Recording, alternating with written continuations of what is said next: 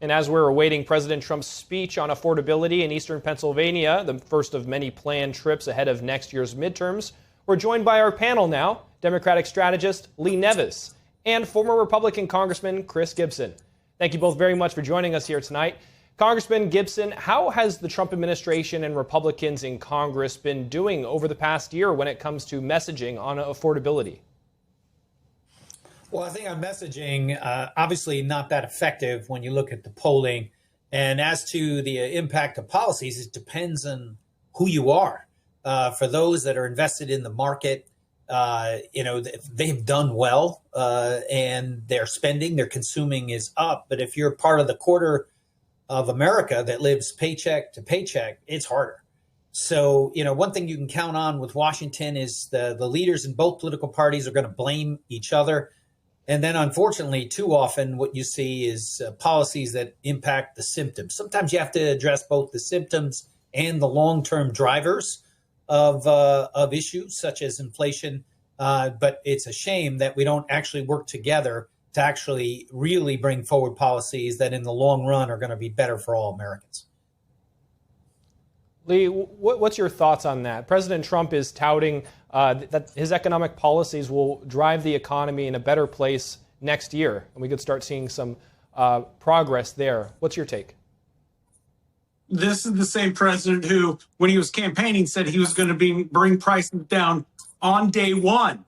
On day one, day he got inaugurated, prices would come down. That obviously has not happened. The messaging throughout the year has been horrible. Here's a president who ran on the economy, and yet once he gets in office, it's everything but. It has been ICE. It's been the border. It's been Venezuela. It's been wanting to get the Nobel Peace Prize. It's been anything but what got him into office in the first place. Like Bill Clinton famously said, it's the economy, stupid. And if anything, Republicans, there are two things going in 2026 that are really going to put them behind the ball and at a disadvantage. One is tariffs. Tariffs have been increasing prices and really killing the ag economy, the ag sector, which were big supporters of his. I know that yesterday President Trump came out and said he's going to give $12 billion to America's farmers.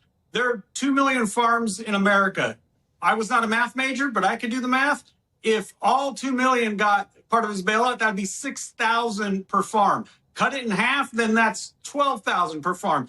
Hardly enough to make a dent for what farmers are going through because their markets have been killed by these Trump tariffs. The other is going to be healthcare. And Republicans are really going to be held to task on healthcare because when the Democrats were holding out for the continuing resolution, the Republicans said, we want a clean one. We have plenty of time to find a fix for healthcare. Guess what? There's 8 voting days in Congress left, and they are nowhere near finding a fix for the healthcare premium hikes that you will see come January 1st. Congressman, I want to get your response on a couple of things there. First, about the $12 billion aid package to farmers, how much of an impact do you think that will be? And also, as far as the health care goes, Democrats seem to want to stick with a clean extension to that to the ACA health care subsidies, but Republicans want to change it. But what's your take? Yeah, well, in both cases, these are shorter term policies that are addressing symptoms. Like I said, there are times when you have to address both symptoms and the long-term drivers.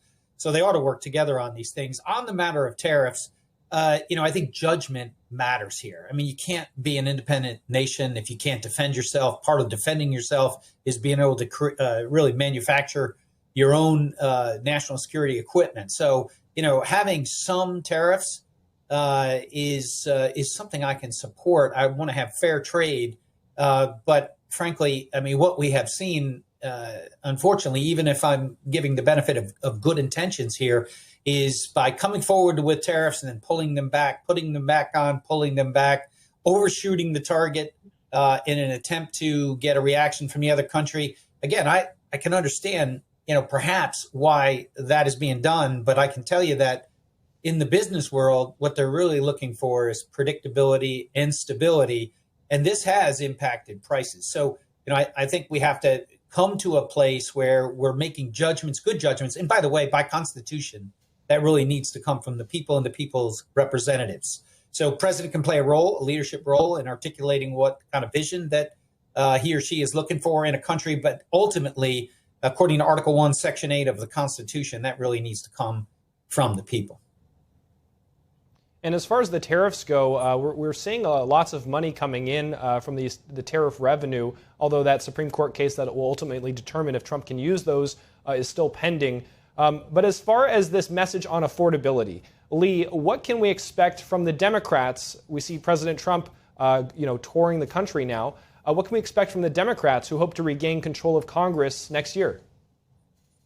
Well, I mean, a few things you can expect to see right away is one is going to be on healthcare and the fact they have been campaigning and talking about and wanting to extend those subsidies. That's one right off the bat that they have the high ground on. They have a solution for, at least in the short term, they have a solution for that the American public, Republicans and Democrats, are behind. The other is going to be on tariffs and the fact that tariffs have been increasing prices, and the fact that Democrats want to look, some tariffs are probably needed, but these blanket tariffs on everything, including things that we don't have in the United States, coffee beans, for example, which are grown elsewhere, bananas, which are grown elsewhere, a lot of food items which are grown elsewhere in the world, yet we're still slapping tariffs on them, increasing those prices. Those are things Democrats can point to and say, we're not for that. The Republicans are, and if we're in power, we're going to get rid of those. All right, with that, Lee Neves and Chris Gibson, thank you so much for sharing your insights here with us today. Really appreciate it. We're going to tune in now live to President Trump, who's just about to kick off his speech in Pennsylvania, Eastern Pennsylvania swing area. So let's tune in.